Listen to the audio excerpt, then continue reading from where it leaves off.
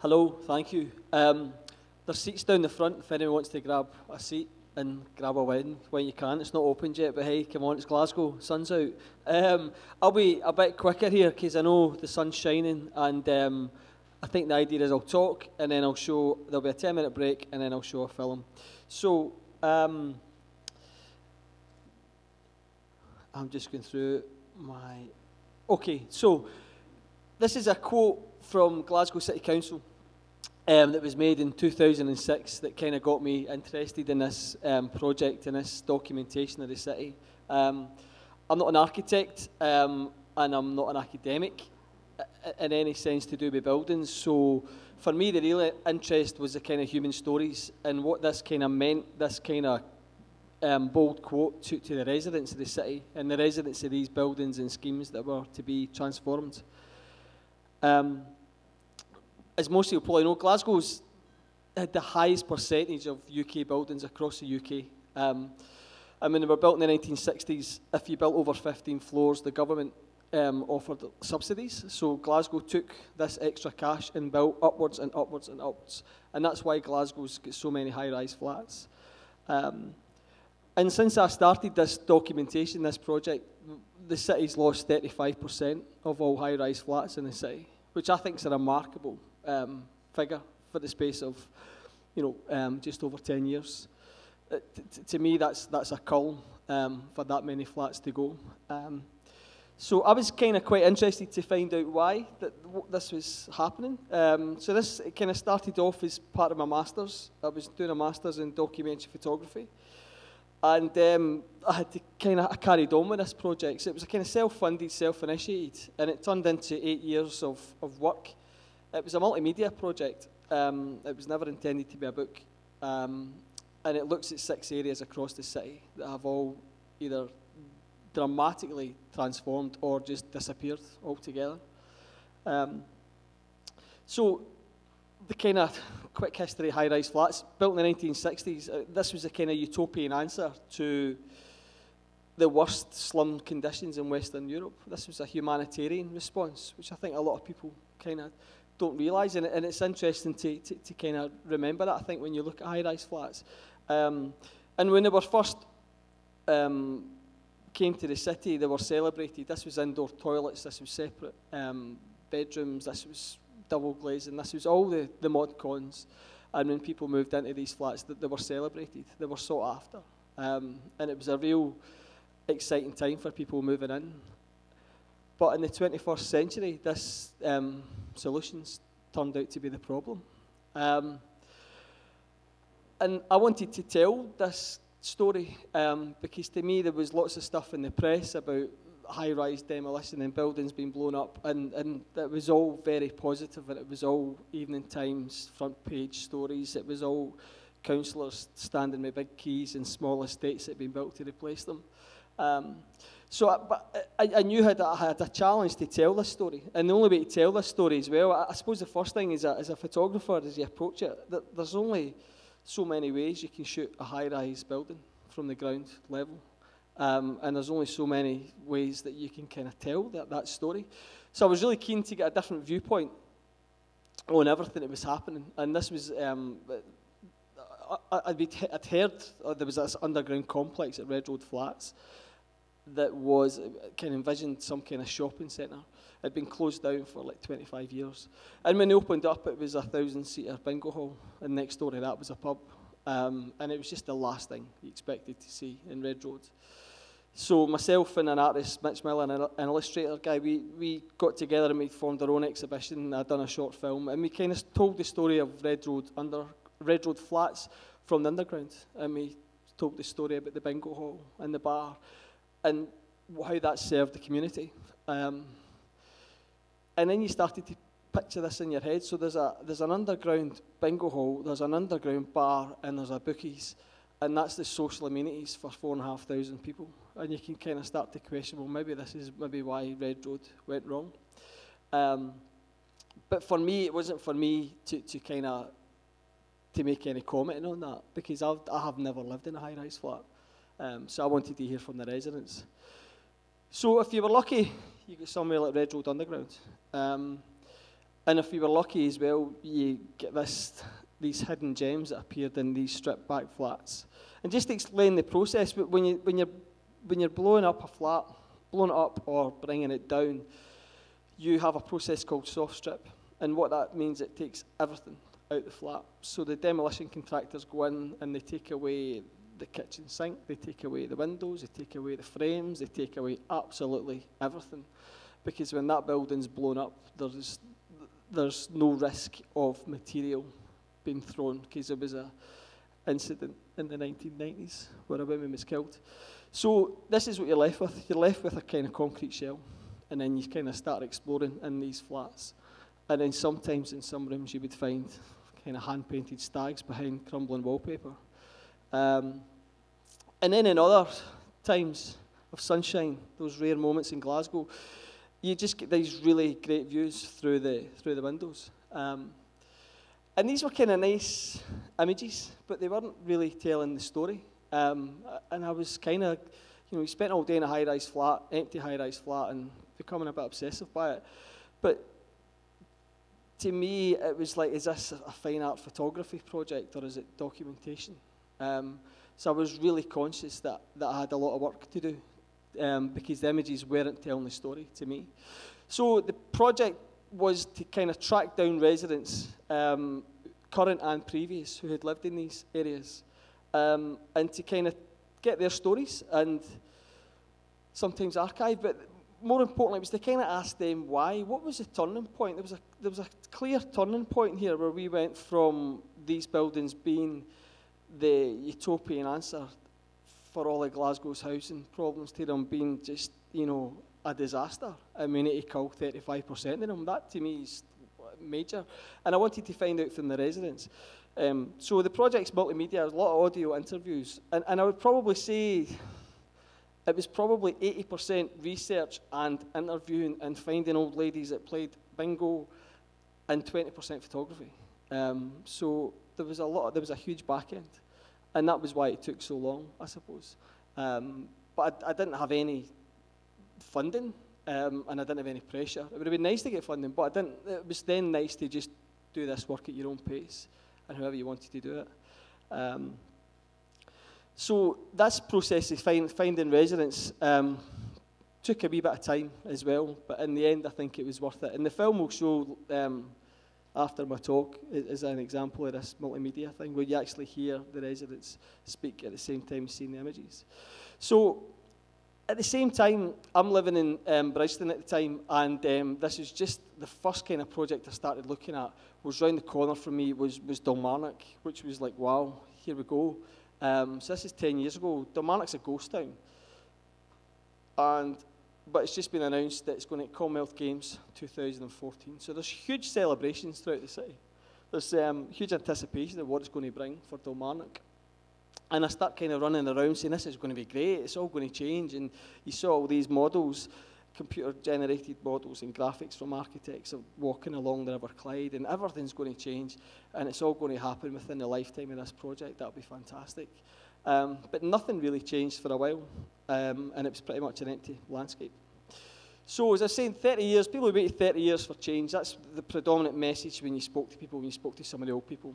I mean, you think the population of Dalmarnock was once 50,000 people in the 1950s, 60s, and it went down to 2,000 people. That's a massive cull of a whole kind of population, I feel like. But then you can start to see about why regeneration of that area was so easy. Because A, there's not that many people. B, people are desperate. The people who are there would accept anything. They'd be happy with Tesco's as long as something was being built and there was some kind of construction going on. And then I meet Margaret Giaconelli, who was a lady who I documented for 2 years, who had purchased one of these houses in Arden Street. She was at the top end here in 1976. And she was the only person who had bought a house, and everybody else had been rehoused pending demolition of these buildings. So she thought when the Commonwealth Games was coming along that this was her time to get a fair payment for her house and to kind of move on, because she'd lived there alone for 5 years. And it turned into a big dispute where she was given a compulsory purchase order, and there was a whole 3-year wait to see what would happen to Margaret. And every day was, you know, the line that the local councillor and then nearly city leader, George Redmond, was saying is like, one person can't change that. Kilmarnock's waited 30 years for this. One person can't change this. So she was very much put as this person who was going to stop this wave of regeneration. And think in many ways then people in the community and people in Glasgow thought of her as being greedy. She's just being greedy, you know. She was offered, the district valuers came and valued her house at £29,000. You can't buy anything in Glasgow for £29,000. And Margaret's argument was, yeah, it's £29,000 just now, but look at where we'll be in 2 years. Surely my property is worth more. And there was incredible land deals going on at this point where the city council were selling off land, buying land. The Church of Scotland made millions of pounds. Everything. Kilmarnock became, you know, the land was like gold dust. And Margaret thought that would apply to her. But in the end, it didn't. And she was evicted in 2011, in March, by 80 police and 20 sheriff officers who took about 5 hours to get in her house because they'd built all these barricades. Now, I think Margaret's story is interesting because it's a really shitty way to treat anyone in a city, and in terms of being thrown out your house by police and sheriff officers. But what Margaret always argued against and was trying to kind of explain is that to serve a CPO on someone, a compulsory purchase order, you have to prove that that is for the benefit of the local population. If they were building another power station in Kilmarnock where Margaret was, then she couldn't argue against that because that will benefit the local population. If they're building a train station where she was, then that's fair enough. You can't argue. But what she was saying is there's no proof that a mega sporting event benefits the local population. And all this regeneration and this construction and the demolition, if anything, we all know now that it kind of hinders it. So Margaret was kind of questioning this legacy, and she was arguing against the CPO. But in the end, it didn't work. And what we had about 2 weeks later was you had the remainder of the scheme that had been left derelict for 5 years, these red sandstone tenements, beloved part of Glasgow's heritage. Anywhere else in the city, they were outcry, and they were just demolished, just clean them away. And to me, photographing this and seeing this, and I'd already, you know, Margaret's story was fairly traumatic, but I think as well as what you can do with the people of an area like this and what you can do with the buildings in an area like Kilmarnock is quite profound. And then when you look into it, you realise that across the UK in architecture and construction and demolition, there is no VAT in demolition. So it's always, always cheaper to demolish than it is to refurbish. And it starts to make sense now. And it starts to make sense why you have so many buildings being knocked down, because it's cheaper. No, don't pay any VAT on it. Anyway, the sun is shining like it is today. Don't want to be too depressive. And this was Kilmarnock when it came to its full glory in those 2 weeks during the games. And I remember speaking to one of the pensioners at the time and interviewing him and asking him what his thoughts were, etc. And he said, you know, this is the third Kilmarnock I've seen come online in my lifetime. He said, so I can only hope that they get it right this time. And subsequently, there has been a big legacy report on Kilmarnock, the kind of thing that Margaret was shouting about before the games, but people were saying, look, it's party town here, don't be a party people, just, it's all going to be good. There was a big legacy review done, report that was published last year, and the kind of overall view of it was that they found it treated the local residents insensitively. They promised all these things like utopia and all these new jobs for apprentices and things like that, and it was quite an insensitive way to actually deal with the whole marketing of it. But fundamentally now is that there's a kind of massive current housing inequality as well now, because not everything in Kilmarnock was demolished. So what you have now is you have the lovely Athletes Village, and then you have houses across from that haven't really been much done to them as well. So there's this kind of division going on. When a lot of the purpose as well of the games was always quoted to bring Kilmarnock back from the ashes. And I think Kilmarnock is two areas now. It's the Athletes Village, and it's what's left of Kilmarnock. And these sandstone tenements that were the last of old Kilmarnock have completely gone. And if you walk around Kilmarnock just now, there's more empty spaces than there was before the games. Now, that's not to say things are happening and things are, they're on their way, but before the games we were all talking about this utopia, and we were all talking about how there was going to be schools and there was going to be all these things attached to it. That was all phase 2. Phase 1 was just housing and getting it prepared for the games. And I think the way the city was educated, in particular residents, was to expect that everything would happen in a certain time frame. Anyway, so there is the other argument, of course, going back to high-rise living, that these are no longer fit for purpose. They've served their time, served their purpose. You speak to some residents and some people, they say, well, they're only supposed to last 45, 50 years. So many of these flats are kind of due for demolition now. People spoke about high maintenance costs as well. The buildings have been run down so much and they were very, very expensive to maintain. And a lot of that's true. And a lot of that's true of any high-rise building. But I think what's different in Glasgow's case is this idea of the buildings being labelled a sink estate way, way back, sometimes in the 90s. And once you're labelled a sink estate, Sight Hill's labelled a sink estate, Red Road sink estate, Whiteville Flat sink estate. Once you're labelled that, there is no way back for you. Because Glasgow City Council's idea, and it's always been prevalent, is the idea of you wipe the buildings and then you wipe all the social problems. So it's creating a clean space. And that seems to be what I've witnessed and what residents have told me in the past kind of 8-10 years with this project. Again, going back to the idea of the speaking to the residents, the archive was key to this as well. And there was a lot of the interviews, and there was a lot of personal archive photography as well that I got from some of the residents. And to me, the dialogue was really key because I wanted this whole project to be accessible. I didn't want it to be too art-based. I wanted it for the people who I was speaking to get it and to understand it and to watch these short films and to look at the photographs and just make a connection with it. And it was all about a dialogue for me, and it was a dialogue that I wanted to pass over to the city as well.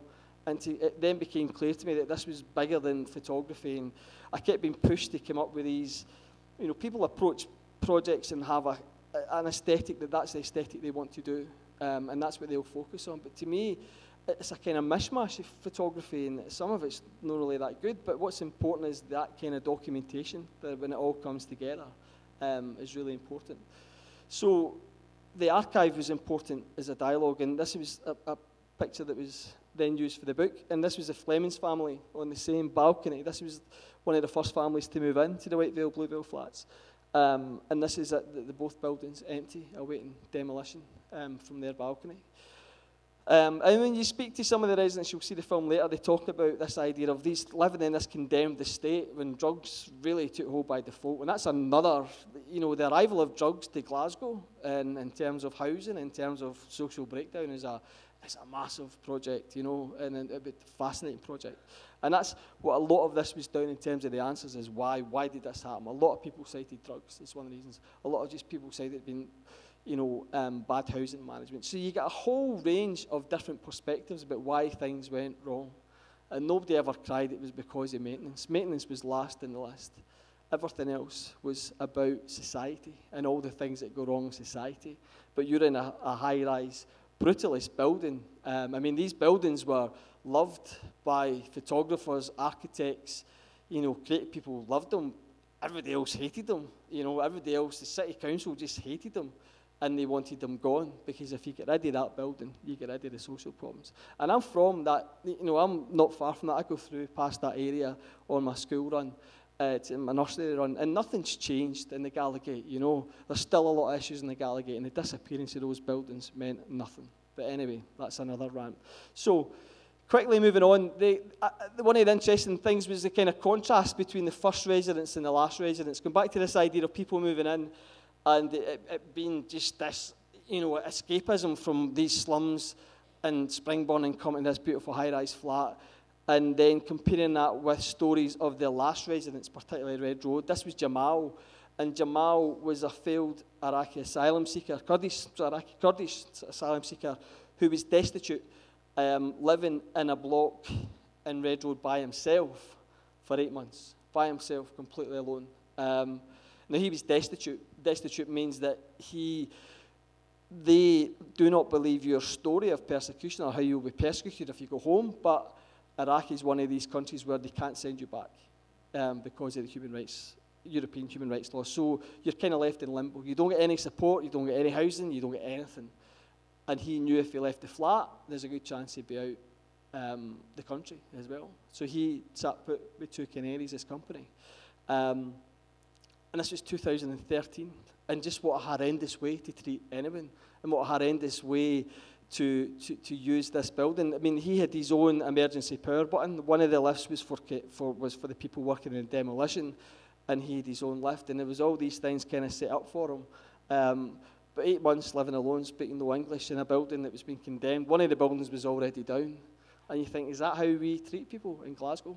So again, you start to get these other human stories that are about buildings that need to be blown up because Glasgow's, on the way up, so to speak. And Glasgow needs to change, and that's what Glasgow does, and isn't that a really exciting thing? And then Edward touched earlier on Red Road. Red Road is a massive project for me. And after 2 demolitions, the kind of last blocks kind of sat there, and it even came to the point where I was like, are they ever going to disappear? Because they sat in this stripped back state waiting on something to happen.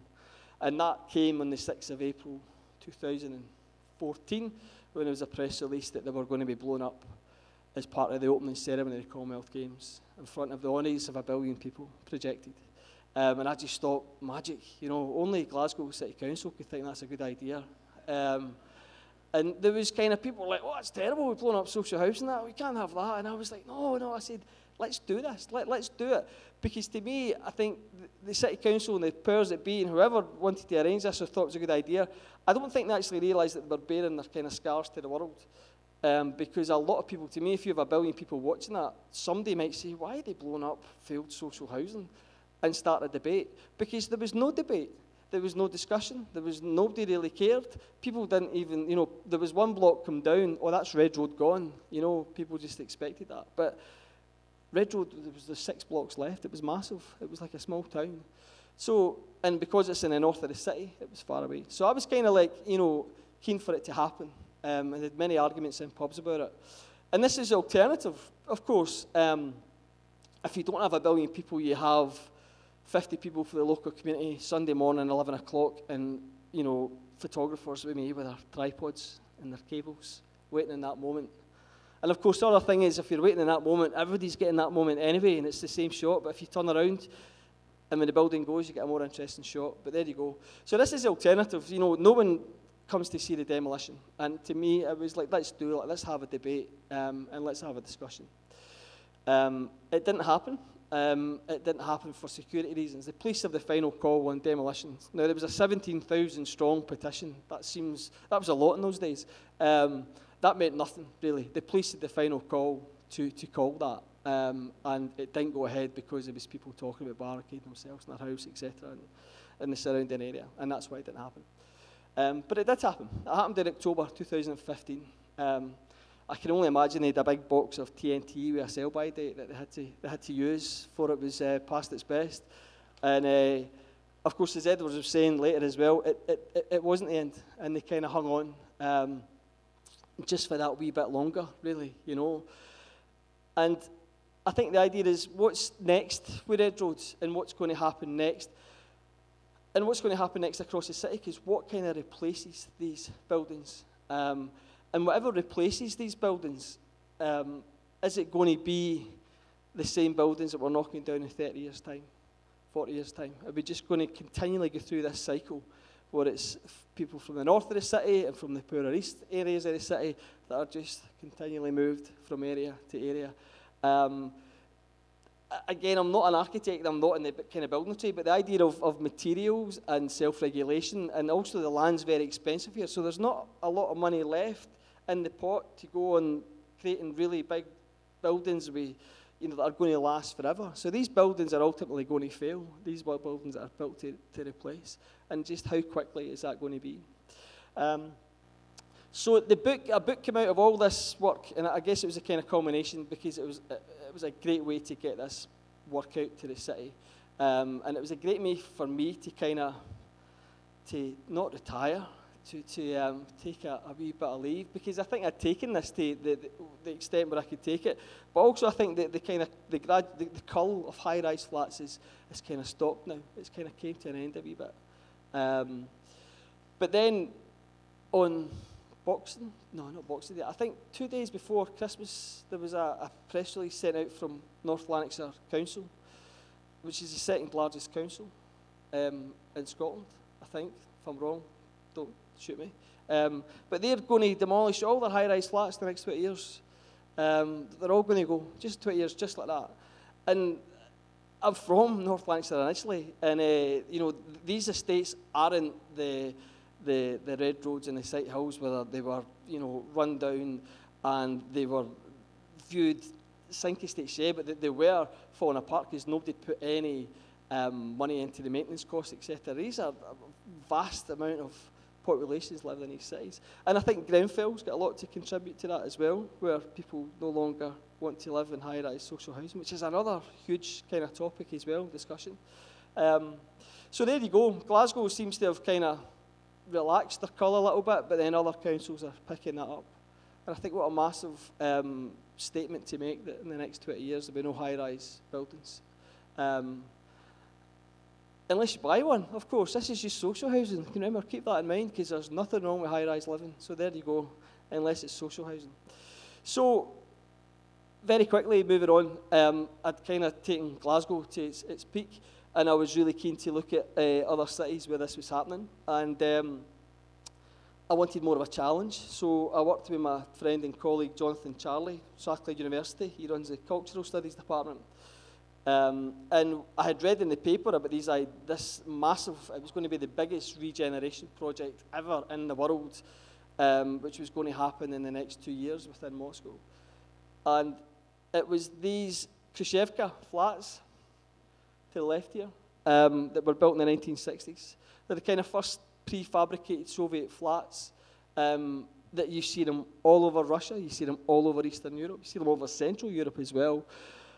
And there's an estimated 5,000 blocks to be demolished over the next 18 months. And it's 1.5 million people are going to be moved from these flats. And where they're being moved to, as Glasgow's demolishing high-rises, Moscow's building them up. Huge buildings, huge high-rise flats. Sometimes on the area where the Khrushchevka flats were, the prefabricated buildings were, sometimes in the outskirts of the city. And anybody who knows Moscow, it's surrounded by forest. And I mean, you fly in now, there's all these massive red road estates, hundreds of them, all around the city, half empty as well. So the authorities claim that the desires to improve housing conditions, because this is a better way of living than these prefabricated buildings. The World Cup coming to Moscow as well, there's a huge campaign to kind of clean up the city as well. But others argue, you see, this is just real estate speculation. This is just money. This is all about money. And then it was the idea of, I have to meet some of the residents. And there was a Facebook page, Moscovites Against Demolition. And the joy of Google and Facebook, well, everybody hates it. I use it a lot for work, because I then sent out messages to the people who were on this and saying, look, I would really like to come out and see you, myself and Jonathan, and chat to you about what's going to happen. So we went out as tourists, even though we were kind of doing an article for The Guardian, but we never told the visa people that, because they'd never let us in. But anyway, so you get to speak to some of the residents who are living in these kind of flats awaiting demolition. And it was like this idea of, like, it's not just buildings that are going to go, but it's whole communities. And this is Julie and her son, Maxime, who lived in one of these Khrushchevka flats, which were, viewed upon now as, we have to get rid of these. And what she's talking about is this idea as well. When these estates were built, they were the first kind of green housing estates in the world. They were ecologically designed in terms of having lots of grass area, lots of space between the buildings, but lots of community facilities within that. The schools are there, the doctors' surgeries are, the shops are there. Everything is contained within that space. But they're also now they were built right next to metro stations, of course, because the metro was built for the workers But now it's the idea of the proximity to Red Square and the proximity to any metro station means the land is worth a fortune. And you can throw up these massive big flats where you can then rehouse so many people from this area and then sell the penthouse apartments up the top and things. So these people will be given 90 days notice and then they'll be evicted. And this is an old couple, Olga and Vasily, who'd lived there 50 years in their flat. Now, what's interesting as well was that there's too many photographs to show here. I couldn't show you the exterior, but they don't live in a Khrushchevka flat. But they're just put down as one of these flats anyway because they'll just wipe out everything. And he's refused. I mean, he said, I don't want to go and live in a termite hill at the edge of the city. So he's petrified about moving, and he just calls it pure deception. And the first phase of this is already began. But there was a few there was one estate we went and photographed. And it will continue over the next 18 months. And I think it's kind of the end of the kind of symbolic Soviet housing dream. I think, uniformity, equality for all the workers. That's kind of gone now in Moscow. And there was one wee wifey hanging out the window that reminded me of Margaret Giaconelli. I just get really excited. She didn't want to speak to me though, but she allowed me to take a photograph. And she's the last wee woman living in this flat, kind of waiting. Where's she going to be moved to? Where's she off to? Is she off to the edge of the city, or is she going to be moved to somewhere nearby? Nobody really knows. And as I say, some architects argued, and there's a small number of voices because you understand Russia does this. It allows a small number of voices to criticise things and to ask for different solutions. Some architects and planners are saying, with some intelligent design, these buildings could be saved. They could be. They don't have to be demolished. But everybody else, including the mayor's office, argues no. It's time for these buildings to go. And I think the contract's valued at 25 billion euros worth of contracts as well. So these architects celebrating here want their piece of the cake like everybody else. And they're all for this kind of demolition as well. So that's me. I whizzed through that because I know everybody's desperate for a drink. I know I am. But I'm going to show a wee film after the break in 10 minutes. So grab a glass of wine and then I think we can all have a chat afterwards. And thank you for coming and staying.